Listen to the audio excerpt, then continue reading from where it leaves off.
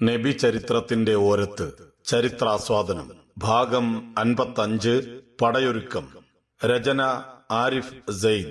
ശബ്ദം നൽകുന്നത് ആറാട്ടുപുഴ ഹക്കിം ഖാൻ. പടയൊരുക്കം. താങ്കളുടെ മുഖം ആകാശത്തേക്ക് നോക്കി തിരിയുന്നത് നാം കാണുന്നു. അതിനാൽ താങ്കൾ ഇഷ്ടപ്പെട്ട ഭാഗത്തേക്ക് നാം താങ്കളെ തിരിക്കുകയാണ്. താങ്കളുടെ മുഖം ഇനി മസ്ജിദുൽ ഹറാമിന്റെ ഭാഗത്തേക്ക് തിരിച്ചേക്കൂ. നിങ്ങൾ എവിടെയാണെങ്കിലും നിങ്ങളുടെ മുഖം അതിനു നേരെ തിരിച്ചേക്കൂ. ഷാബാനിൽ തന്നെയാണ് ഖുർആനിന്റെ ആ പ്രഖ്യാപനം വന്നത്. അവിടം മുതൽ പള്ളിയുടെ മെഹ്റാബ് മക്കയുടെ ഭാഗത്തേക്കുള്ള ചുമരിലേക്ക് മാറ്റി. മുസ്ലിങ്ങളുടെ ചിരകാല സ്വപ്നമായിരുന്ന ഈ ദിശാമാറ്റം അത്യധികം ആഹ്ലാദത്തോടെയാണ് പ്രവാചകൻ സ്വല്ലല്ലാഹു അലൈഹി വസല്ലമയും അനുചരന്മാരും സ്വീകരിച്ചത്. മക്കയിൽ നിന്നുള്ള ധനാഢ്യരായ വണിക്കുകളുടെ സംഘം സിറിയയിൽ നിന്ന് മടങ്ങുന്ന സമയം വന്നെത്തി. അബൂ സുഫിയാന്റെ നേതൃത്വത്തിലുള്ള സംഘം പുറപ്പെട്ടുവെന്ന വിവരം ലഭിച്ചപ്പോൾ നബി സല്ലല്ലാഹു അലൈഹി വസല്ലം ത്വൽഹയെയും സഈദ് ബിൻ സെയ്ദിനെയും മദീനയ്ക്ക് പടിഞ്ഞാറുള്ള ഹൗറ തീരത്തേക്ക് പറഞ്ഞയച്ചു. മുസ്ലിങ്ങളെയും മദീനയെയും സംബന്ധിച്ചിടത്തോളം ദൂരവ്യാപകമായ ഭവിഷ്യത്തുക്കളെ ഗർഭം ധരിച്ചു നിൽക്കുന്ന സംഘത്തിന്റെ ചലനങ്ങളെക്കുറിച്ചുള്ള വിവരങ്ങൾ കൃത്യമായി ശേഖരിക്കുകയാണ് ദ്വയാംഗ സംഘത്തിന്റെ ലക്ഷ്യം. പ്രദേശത്തെ പ്രമുഖ ഗോത്രമായ ജുഹൈനയുടെ തലയാൾ മാന്യമായ ആതിഥ്യമാണ് പ്രവാചകൻ സ്വല്ലല്ലാഹു അലൈഹി വസല്ലമയുടെ ദൂതന്മാരുടെ നേരെ നീട്ടിയത്. വ്യാപാര സംഘം കടന്നു പോകുന്നതുവരെ അവർ അദ്ദേഹത്തിന്റെ വീട്ടിൽ താമസിച്ചു. പക്ഷെ എന്തു ചെയ്യാം? മദീനയിലുള്ള ഒരു കപടവിശ്വാസിയും മറ്റൊരു യഹൂദനും ചേർന്ന് നബി സല്ലല്ലാഹു അലൈഹി വസല്ലമയുടെ നീക്കങ്ങളെക്കുറിച്ച് അബൂ സുഫിയാന് വിവരങ്ങൾ നൽകിക്കൊണ്ടേയിരുന്നു. അയാളാകട്ടെ ഗിഫാർ ഗോത്രജനായ ദംദമിനെ വാടകയ്ക്കെടുത്ത് കഴിയും വേഗം മക്കയിലെത്തി ഖുറൈശികളോട് ഒരു യുദ്ധത്തിന് സജ്ജമാകണമെന്നും ഉടനടി സൈന്യം മക്കയിൽ നിന്ന് പുറപ്പെട്ട് തങ്ങളുടെ സംഘത്തെ ആക്രമണത്തിൽ നിന്ന് രക്ഷപ്പെടുത്തണമെന്നും ആഹ്വാനം ചെയ്യാനായി ചട്ടം കെട്ടി. അയാൾ രാവും പകലും യാത്ര ചെയ്ത് തീരദേശപാതയിലൂടെ തന്നെ അതിവേഗം മക്കയിലെത്തും. അതിജീവനത്തിന്റെ ചടുല ചലനങ്ങൾ കുറ്റമറ്റതാക്കാൻ പരിണതപ്രജ്ഞനായ അബൂ സുഫിയാന് പ്രയാസപ്പെടേണ്ടി വന്നില്ല. പ്രവാചകൻ സ്വല്ലല്ലാഹു അലൈഹി വസല്ലം കഴിയുന്നത്ര കാലം മദീനയിൽ തന്നെ നിൽക്കേണ്ട അവസ്ഥയിലാണ്. തിരുമേനി സ്വല്ലല്ലാഹു അലൈഹി വസല്ലമയുടെ പ്രിയപുത്രി റുഖയ്യ റളിയല്ലാഹു അൻഹ അത്യാസന്ന നിലയിലുള്ള രോഗിയാണ്. എന്നാൽ വൈയക്തികമായ ആവശ്യങ്ങൾ സമൂഹത്തിന്റെ ആവശ്യത്തിന് മുന്നിൽ പിന്തള്ളപ്പെടണമെന്ന് ലോകം കണ്ടതിൽ വെച്ച് ഏറ്റവും മഹാനായ നേതാവിനെ ആരും പഠിപ്പിക്കേണ്ടതില്ല. ലോകത്തിന്റെ പുതിയ പ്രതീക്ഷയായി ഉയർന്നുവരുന്ന വിശ്വാസത്തിന്റെ പ്രയോക്താക്കളെ ആലസ്യങ്ങളും അലസതകളും പിറകോട്ട് വലിച്ചുകൂടാ. ത്വൽഹയും സഈദും മദീനയിൽ തിരിച്ചെത്തുന്നതിന് മുമ്പ് തന്നെ നബി സല്ലല്ലാഹു അലൈഹി വസല്ലം മുഹാജിറുകളും അൻസാറുകളും അടങ്ങുന്ന ഏതാനും മുസ്ലിങ്ങൾക്കൊപ്പം മദീന വിട്ടുകഴിഞ്ഞിരുന്നു. 105 പേരായിരുന്നു അവർ. തികവുറ്റ കായബലമുള്ള 77 മുസ്ലിങ്ങളാണ് മദീനയിലുള്ളത്. അവരെല്ലാവരും ഈ ദൗത്യ നിർവഹണ സംഘത്തിൽ പങ്കാളികളായി 3 പേരൊഴികെ. പ്രവാചകൻ സല്ലല്ലാഹു അലൈഹി വസല്ലം തന്റെ മരുമകൻ ഉസ്മാനോട് മദീനയിൽ തന്നെ ഉണ്ടാകണമെന്ന് നിർദ്ദേശിച്ചു. അദ്ദേഹം തന്റെ രോഗാതുരയായ ജീവിത പങ്കാളിയെ ശുശ്രൂഷിക്കട്ടെ. ത്വൽഹയും സഈദുമായിരുന്നു മറ്റു 2 പേർ. അവരാകട്ടെ പ്രവാചകൻ സല്ലല്ലാഹു അലൈഹി വസല്ലം ഏൽപ്പിച്ച ഒരു ദൗത്യ നിർവഹണം കഴിഞ്ഞ് തിരിച്ചെത്തുന്നതേയുള്ളൂ. നബി സല്ലല്ലാഹു അലൈഹി വസല്ലമയുടെയും സംഘത്തിന്റെയും ഒന്നാമത്തെ വിശ്രമ സങ്കേതത്തിലെത്തി. ഇപ്പോഴും അവർ മരുപ്പച്ചയുടെ അതിർത്തി മുറിച്ചു കടന്നിട്ടില്ല. അല്പായുസ്വര വിശ്രമത്തിന് ശേഷം അവർ യാത്ര തുടരും. ഈ ഇടവേളയിലാണ് പ്രവാചകൻ സല്ലല്ലാഹു അലൈഹി വസല്ലമയുടെ മച്ചുനൻ സഅദ് തന്റെ 15കാരനായ സഹോദരൻ ഉമൈറിനെ ശ്രദ്ധിക്കുന്നത്. പുറത്തേക്ക് കാണാനാകാത്ത ഏതോ ആകുലതയുടെ അടയാളങ്ങൾ അനുജന്റെ മുഖത്ത് സഅദ് വായിച്ചെടുത്തു. നീ എന്തിനെയോ ഭയപ്പെടുന്നുവല്ലോ ഉമർ? സഅദ് ചോദിച്ചു. എന്താണെങ്കിലും പറഞ്ഞോളൂ. അതെ, ഞാൻ ഭയക്കുന്നു, ഉമൈർ പറഞ്ഞു. അള്ളാഹുവിന്റെ ദൂതർ എന്നെ കാണുമെന്നും കുട്ടിയാണെന്ന് പറഞ്ഞ് തിരിച്ചയക്കുമെന്നും ഞാൻ വല്ലാതെ ഭയപ്പെടുന്നു. എന്നാൽ സംഘത്തോടൊപ്പം യാത്ര തുടരണമെന്ന് ഞാൻ അതിയായി ആഗ്രഹിക്കുന്നു. അള്ളാഹു എനിക്ക് രക്തസാക്ഷിത്വം നൽകിയെങ്കിലോ? ഉമൈർ ഭയപ്പെട്ടതു തന്നെയാണ് സംഭവിച്ചത്. പ്രവാചകൻ സ്വല്ലല്ലാഹു അലൈഹി വസല്ലം അവനെ ശ്രദ്ധിച്ചു. മുസ്ലിങ്ങൾ അണിനിരന്നു നിൽക്കുകയായിരുന്നു. വളരെ ഇളം പ്രായത്തിലുള്ള പട്ടാളക്കാരനോട് പ്രവാചകൻ സ്വല്ലല്ലാഹു അലൈഹി വസല്ലം വീട്ടിലേക്ക് തിരിച്ചു പോകാൻ ആവശ്യപ്പെട്ടു. ആറ്റുനോറ്റ് ലഭിച്ച ജീവിതത്തിലെ അത്യപൂർവതകളെ ബലികൊടുക്കാൻ ഉമൈർ തയ്യാറല്ല. ഹൃദയബാഷ്പം അണപൊട്ടി. കൊച്ചു വിശ്വാസിയുടെ അദമ്യമായ ആവേശം പ്രവാചകൻ സല്ലല്ലാഹു അലൈഹി വസല്ലമയുടെ മനസ്സുമാറ്റി. ഉമൈർ സംഘത്തിലുണ്ടാകട്ടെ.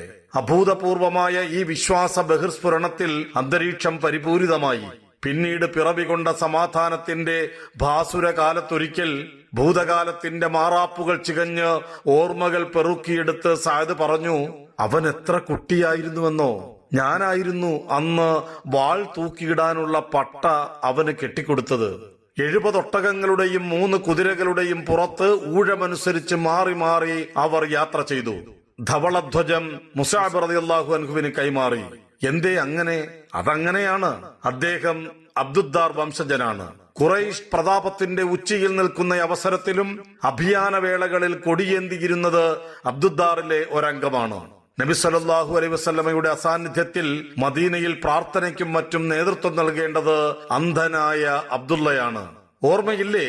അയാൾ മുഖം ചുളിച്ചു തിരിച്ചു കളഞ്ഞു എന്ന് തുടങ്ങുന്ന വിശുദ്ധ ഖുർആനിലെ സൂക്തമിറങ്ങാൻ കാരണക്കാരനായ അബ്ദുല്ലാ ബിൻ ഉമ്മു മക്തൂമിനെ മുഹമ്മദിനെതിരെ യുദ്ധസജ്ജരായി പടനയിക്കാൻ അബൂ സുഫിയാൻ അടങ്ങുന്ന മക്കക്കാരായ വണിക്കുകളുടെ നിർദ്ദേശവുമായി ദംദം മക്കയിലെത്തുന്നതിന്റെ 2 ദിവസങ്ങൾക്ക് മുമ്പ് പ്രവാചകൻ സല്ലല്ലാഹു അലൈഹി വസല്ലമയുടെ അമ്മായി ആത്തിക്ക ഒരു സ്വപ്നം കണ്ടു. വല്ലാത്ത സ്വപ്നമായിരുന്നു അത്. ആസന്നമായൊരു ദുരന്തം ഖുറൈശികളെ കാത്തിരിക്കുന്നുവെന്ന മുന്നറിയിപ്പ് പോലെയൊരു സ്വപ്നം. ഭയപ്പാടിന്റെ പ്രസരാഘാതം അവരുടെ അസ്ഥികൾ വരെ തുളച്ചെത്തി. അവർ തന്റെ സഹോദരൻ അബ്ബാസിന്റെ അടുത്തേക്ക് ആളെ വിട്ടു. താൻ കണ്ട സ്വപ്നം അവർ സഹോദരന് വിശദീകരിച്ചു.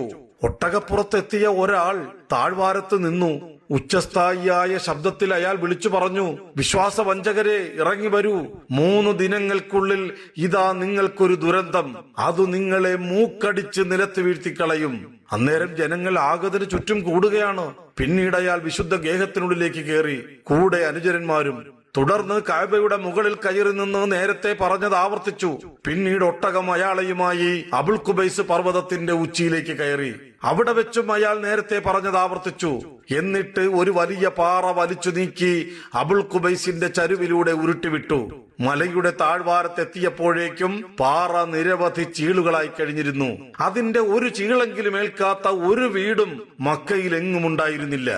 അബ്ബാസ് സഹോദരി കണ്ട സ്വപ്നം വിസ്തൃതമായി തന്നെ വലീദിന്റെ പുത്രൻ ഉത്തുബയ്ക്ക് പറഞ്ഞുകൊടുത്തു. അവിടെ നിന്ന് പുതിയ കാതുകളിലേക്ക് കൂടുതൽ ചുണ്ടുകളും കൂടുതൽ കാതുകളും കൈമാറി അബ്ദുൽ മുത്തലിബിന്റെ പുത്രി ആത്തിക്കയുടെ സ്വപ്നം മക്കയിലുടനീളം പരന്നൊഴുകാൻ അധികം സമയം വേണ്ടി വന്നില്ല. പിറ്റേ ദിവസം അബൂജഹൽ എന്ന അംർ ബിൻ ഹിഷാം അത്ഭുതം കൂറി. ഉദ്ധൃതമായ അഹങ്കാരത്തുനിന്ന് പ്രയാണം കൊണ്ട പരിഹാസത്തോടെ അയാൾ അബ്ബാസിനോട് ചോദിച്ചു, അബ്ദുൽ മുത്തലിബിന്റെ മക്കളെ, എന്ന് മുതൽക്കാണ് നിങ്ങളുടെ കൂട്ടത്തിൽ ഒരു പ്രവാചക പ്രത്യക്ഷപ്പെട്ട് പ്രവചനങ്ങൾ ഉതിർക്കാൻ തുടങ്ങിയത്? നിങ്ങളിലെ പുരുഷന്മാർക്ക് പോരെ ഈ പ്രവാചകൻ കളി? സ്ത്രീകളും അങ്ങനെ ചെയ്യണമെന്ന് നിർബന്ധമുണ്ടോ? അബ്ബാസിന്റെ കയ്യിൽ ഉത്തരമൊന്നും ഉണ്ടായിരുന്നില്ല. ഉത്തരം പ്രതീക്ഷിച്ചുകൊണ്ടുള്ള ചോദ്യവുമായിരുന്നില്ല അത്. എന്നാൽ അബൂജഹലിന് പിറ്റേ ദിവസം മറുപടി ലഭിക്കുക തന്നെ ചെയ്തു. മറ്റൊരു വഴിക്കായിരുന്നെന്ന് മാത്രം. ദംദമിന്റെ മുഴങ്ങുന്ന ശബ്ദം അബുൽ ഖുബൈസിന്റെ ചെങ്കുത്തായ പാറകളിൽ തട്ടി മക്കയെ പ്രകമ്പനം കൊള്ളിക്കാൻ പോന്ന പ്രതിധ്വനി സൃഷ്ടിച്ചു. പുക ചെന്ന പെരുച്ചാഴി മാളത്തിൽ നിന്നെന്ന പോലെ മക്കക്കാർ അവരുടെ വീടുകൾക്ക് പുറത്തേക്ക് വന്നു. ദംദമിന്റെ മനസ്സ് കുളിർക്കുവോളം അബൂ സുഫിയാൻ അയാളുടെ കൈവെള്ളയിൽ വെണ്ണ പുരട്ടിയിരുന്നു. അതുകൊണ്ട് തന്നെ തന്റെ ഭാഗം അയാൾ ഭംഗിയായി നിർവഹിച്ചു. അയാൾ ജീനി ഒട്ടകത്തിന്റെ തലയുടെ ഭാഗത്തേക്ക് തിരിച്ചിട്ടിരുന്നു. തൂങ്ങി നിൽക്കുന്ന ദുരന്തത്തിന്റെ ഭയാനകത തരിമ്പും നഷ്ടപ്പെടാതെ മക്കക്കാരിലെത്തിക്കാൻ അപ്രതീക്ഷിതമായ നീക്കത്തിലൂടെ അയാൾക്ക് സാധിച്ചു. ഒട്ടകത്തിന്റെ മൂക്കങ്ങ് മുറിച്ചു, ചോര ചീറ്റിത്തെറിച്ചു, സ്വന്തം കുപ്പായം വലിച്ചു കീറി കഷണമാക്കി. ഖുറൈശികളെ, അയാൾ തന്റെ ശബ്ദത്തിന്റെ പാരമ്യം തന്നെ എടുത്തുപയോഗിച്ചു. ചരക്ക് വഹിക്കുന്ന ഒട്ടകങ്ങൾ. അയാൾ പരിഭ്രാന്തിയുടെ ദ്രുതവേഗത്തിൽ വാക്കുകൾ മുഴുവനാക്കി. അബൂ സുഫിയാനോടൊപ്പമുള്ള നിങ്ങളുടെ ചരക്കുകൾക്ക് പിറകെ മുഹമ്മദ് കൂടിയിരിക്കുന്നു. സഹായിക്കുക. എത്ര പെട്ടെന്നാണ് മക്ക എന്ന പുരാതന നഗരം തേനീച്ചക്കൂട് പോലെ സജീവമായത്. അപകടത്തിൽപ്പെട്ടിരിക്കുന്ന കച്ചവട സംഘം അക്കൊല്ലത്തെ ഏറ്റവും സമ്പന്നമായ സംഘമായിരുന്നു. അത് നഷ്ടമാകുന്നതിലെ ഭീതി അവരെ വിറകൊള്ളിച്ചു. 1000-ഓളം വരുന്ന ഒരു സൈന്യം നൊടിയിടയിൽ സജ്ജമായി. ഇത് ഇബ്നു ഹദ്റമിയുടെ വ്യാപാര സംഘമാണെന്ന് കരുതിയോ മുഹമ്മദ്? അവർ ചോദിച്ചു. നെക്ല താഴ്വരയിൽ വെച്ച് ജഹിഷിന്റെ പുത്രൻ അബ്ദുള്ളയുടെയും സംഘത്തിന്റെയും അമ്പേറ്റ് മരണമടഞ്ഞയാളാണ് അംർ ബിൻ ഹദ്റമി. അദിയ്യ് വംശം മാത്രമാണ് യുദ്ധസംഘത്തിൽ പങ്കെടുക്കാതിരുന്നത്. ഓരോ ഗോത്രത്തിന്റെയും നേതാവ് ഒരു സൈനിക ദളത്തെ നയിച്ചു. അവിടെയും അപവാദമുണ്ടായി.